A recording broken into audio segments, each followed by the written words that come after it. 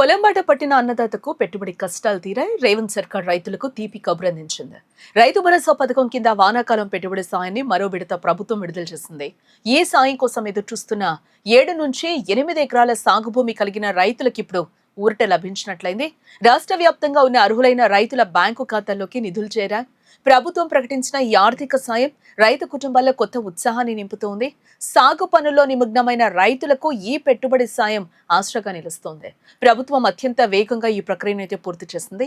ఈ విడతలో 58,831 మంది రైతులకు లబ్ధి చేకూరింది.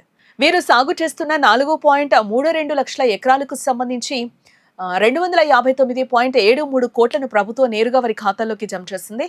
ఏ రకమైన మధ్యవర్తుల ప్రమేయం లేకుండా డిజిటల్ పద్ధతిలో నగదు బదిలీ చేయడం ఇక్కడ విశేషం. దీనివల్ల రైతులకు డబ్బులు అందడంలో ఎటువంటి జాప్యం కలగడం లేదు. ప్రభుత్వం దశల వారీగా ఈ నిధులను విడుదల చేస్తూ వస్తోంది.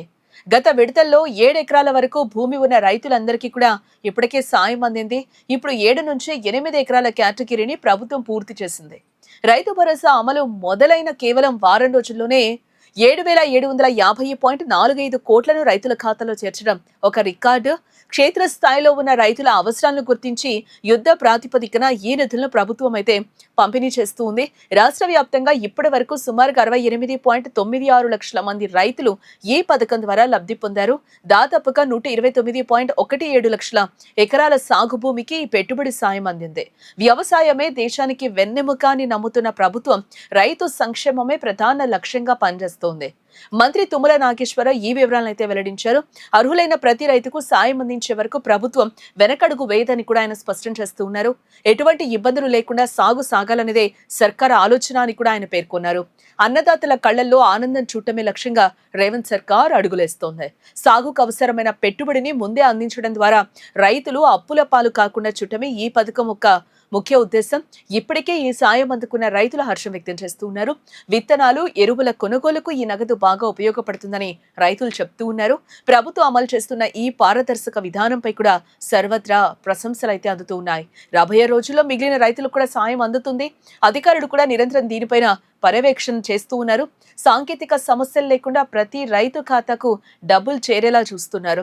గ్రామ స్థాయిలో వ్యవసాయ అధికారులు రైతులకు అవసరమైన సూచనలు కూడా ఇస్తున్నారు. రైతులకు భరోసా కల్పించే విషయంలో ప్రభుత్వం రాజీ పట్టం లేదు. సమయానుకూలంగా సాయం అందుతూ ఉండడంతో సాగు పనులు వేగంగా ముందుకు సాగుతూ ఉన్నాయి. తెలంగాణ రైతాంగం ఇప్పుడు పూర్తి స్థాయిలో సాగుపై దృష్టి పెట్టిందని చెప్పుకోవాలి. రైతు భరోసా పథకం నిజంగానే అన్నదాతలకు కొండంత అండగా నిలుస్తోంది. పంటలు సమృద్ధిగా పండాలని, రైతులు లాభాల బట్ట పట్టాలని కూడా ప్రభుత్వం కోరుకుంటోంది. ఆ దిశగా చేస్తున్న ప్రతి ప్రయత్నం రైతులకు మేలు చేస్తుంది. ఇప్పుడు ఈ పెట్టుబడి సాయం పంపిణీ ప్రక్రియ రైతుల్లో నమ్మకాన్ని కూడా పెంచింది. ఎటువంటి అవాంతరాలు లేకుండా పంపిణీ పూర్తి చేయడంపై ప్రభుత్వం అయితే సంతృప్తి వ్యక్తం చేస్తోంది.